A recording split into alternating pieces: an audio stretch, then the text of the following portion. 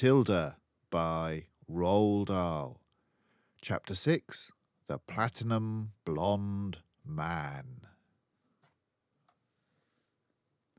There was no doubt in Matilda's mind that this latest display of foulness by her father deserved severe punishment. And as she sat eating her awful fried fish and fried chips and ignoring the television, her brain went to work on various possibilities. By the time she went up to bed, her mind was made up. The next morning she got up early and went into the bathroom and locked the door. As we already know, Mrs. Wormwood's hair was dyed a brilliant platinum blonde, very much the same glistening silvery colour as a female tightrope walker's tights in a circus. The big dyeing job was done twice a year at the hairdresser's. But every month or so in between, Mrs. Wormwood used to freshen it up by giving it a rinse in the wash basin with something called platinum blonde hair dye, extra strong. This also served to dye the nasty brown hairs that kept growing from the roots underneath. The bottle of platinum blonde hair dye, extra strong, was kept in the cupboard in the bathroom, and underneath the title on the label were written the words, "Caution, this is peroxide. Keep away from children." Matilda had read it many times with fascination. Matilda's father had a fine crop of black hair, which he parted in the middle, and of which he was exceedingly proud. "Good strong hair," he was fond of saying, "means there's a good strong brain underneath." "Like Shakespeare?" Matilda had once said to him. "Like who?" "Shakespeare, Daddy." "Was he brainy?" "Oh, very, Daddy." "He had masses of hair, did he?" "He was bald, Daddy." To which the father had snapped, "If you can't talk sense, then shut up." Anyway, Mr. Wormwood kept his hair looking bright and strong, or so he thought, by rubbing into it every morning large quantities of a lotion called Oil of Violets Hair Tonic. A bottle of this smelly purple mixture always stood on the shelf above the sink in the bathroom, alongside all the toothbrushes, and a very vigorous scalp massage with Oil of Violets took place daily after shaving was completed. This hair and scalp massage were always accompanied by loud masculine grunts and heavy breathing and gasps of, "Ah, that's better, that's the stuff, rub it right into the roots," which could be clearly heard by Matilda in her bedroom across the corridor. Now, in the early morning privacy of the bathroom, Matilda unscrewed the cap of her father's Oil of Violets and tipped 3/4 of the contents down the drain. Then she filled the bottle up with her mother's platinum blonde hair dye, extra strong. She carefully left enough of her father's original hair tonic in the bottle so that when she gave it a good shake, the whole thing still looked reasonably purple. She then replaced the bottle on the shelf above the sink, taking care to put her mother's bottle back in the cupboard. So far, so good. At breakfast time, Matilda sat quietly at the dining room table, eating her cornflakes. Her brother sat opposite her with his back to the door, devouring hunks of bread, smothered with mixture of peanut butter and strawberry jam. The mother was just out of sight around the corner in the kitchen making Mr. Wormwood's breakfast, which always had to be 2 fried eggs on fried bread, with 3 pork sausages and 3 strips of bacon and some fried tomatoes. At this point, Mr. Wormwood came noisily into the room. He was incapable of entering any room quietly, especially at breakfast time. He always had to make his appearance felt immediately by creating a lot of noise and clatter. One could almost hear him saying, It's a me. Here I come, the great man himself, the master of the house, the wage earner, the one who makes it possible for all the rest of you to live so well. Notice me and pay your respects. On this occasion, he strode in and slapped his son on the back and shouted, Well, my boy, your father feels he's in for another great money-making day today at the garage. I've got a few little beauties I'm going to flog to the idiots this morning. Where's me breakfast? It's coming, Treasure, Mrs. Wormwood called from the kitchen. Matilda kept her face bent low over her cornflakes. She didn't dare look up. In the first place, she wasn't at all sure what she was going to see, and secondly, if she did see what she thought she was going to see, she wouldn't trust herself to keep a straight face.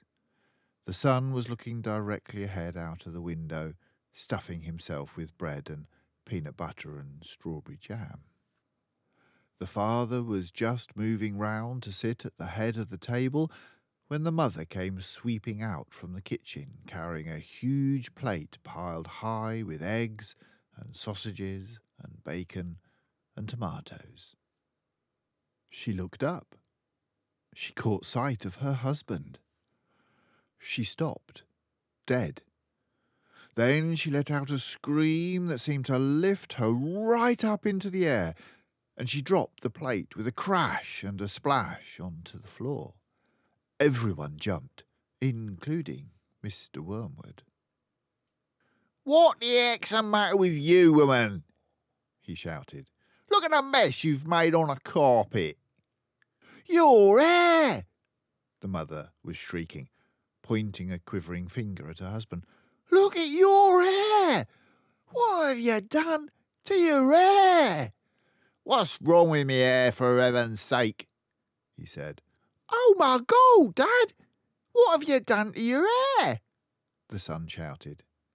A splendid, noisy scene was building up nicely in the breakfast room. Matilda said nothing.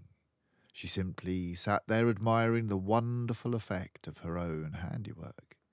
Mr. Wormwood's fine crop of black hair was now a dirty silver, the colour this time of a tightrope walker's tights that had not been washed for the entire circus season.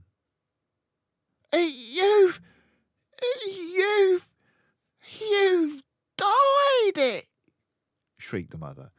Why did you do it, you fool? It looks absolutely frightful. It looks horrendous. You look like a freak.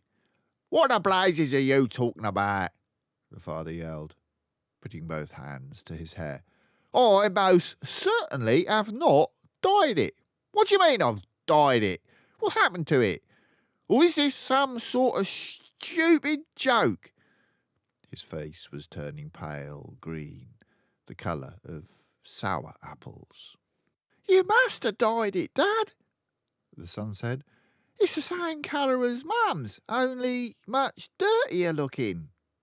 Of course he's dyed it, the mother cried. It can't change colour all by itself. What on earth were you trying to do? Make yourself look handsome or something? You look like someone's grandmother gone wrong. Get me a mirror, the father yelled. Don't just stand there shrieking at me. Get me a mirror. The mother's handbag lay on a chair at the other end of the table.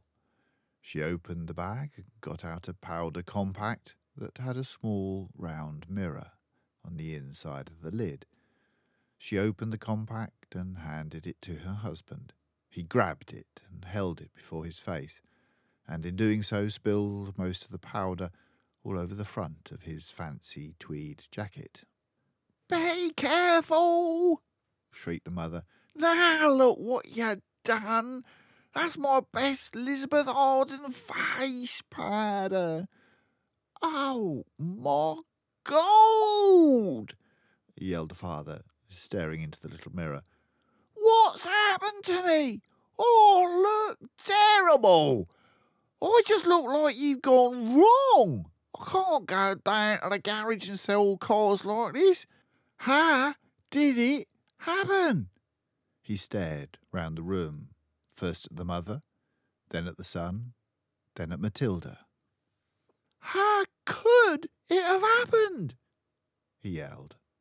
"I imagine, Daddy," Matilda said quietly, "that you weren't looking very hard, and you simply took Mummy's bottle of hair stuff off the shelf instead of your own." "Of course, that's what happened," the mother cried. "Well, really, Harry, how stupid can you get? Why didn't you read the label before you started splashing the stuff all over you? Mine's terribly strong. I'm only meant to use 1 tablespoon of it in a whole basin of water. And you've gone and put it all over your head neat. It'll probably take all your hair off in the end. Is your scalp beginning to burn, dear?" "You mean I'm going to lose all my hair?" the husband yelled. "I think you will," the mother said. "Peroxide is a very powerful chemical. It's what they put down a lavatory to disinfect a pan, only they give it another name." "What you saying?" the husband cried. "I'm not a lavatory pan. I don't want to be disinfected." "Even diluted like I use it," the mother told him. "It makes a good deal of my hair fall out. So goodness knows what's going to happen to you. I'm surprised it didn't take the whole of the top of your head off." "What shall I do?" wailed the father.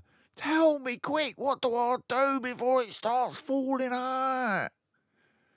Matilda said, "I'd give it a good wash, Dad, if I were you, with soap and water, but you'll have to hurry." "Will that change the colour back?" the father asked anxiously. "Of course it won't, you twit," the mother said.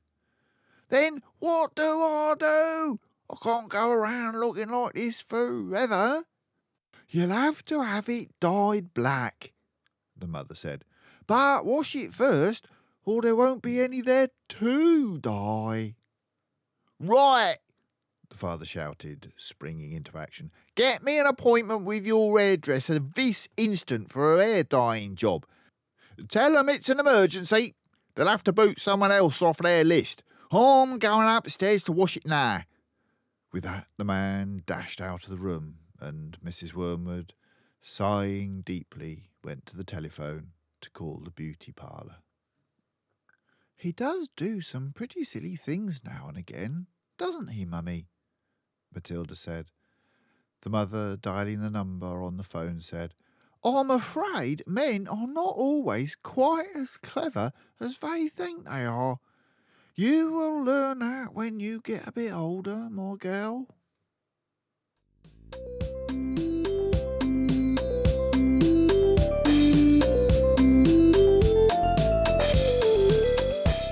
Thank you for listening to Grandad Ork. You can hear more stories by going to the Grandad Ork channel, and if you want to hear stories read back to back, then have a look in the playlists. If you subscribe to the channel, then you'll know when a new one is ready.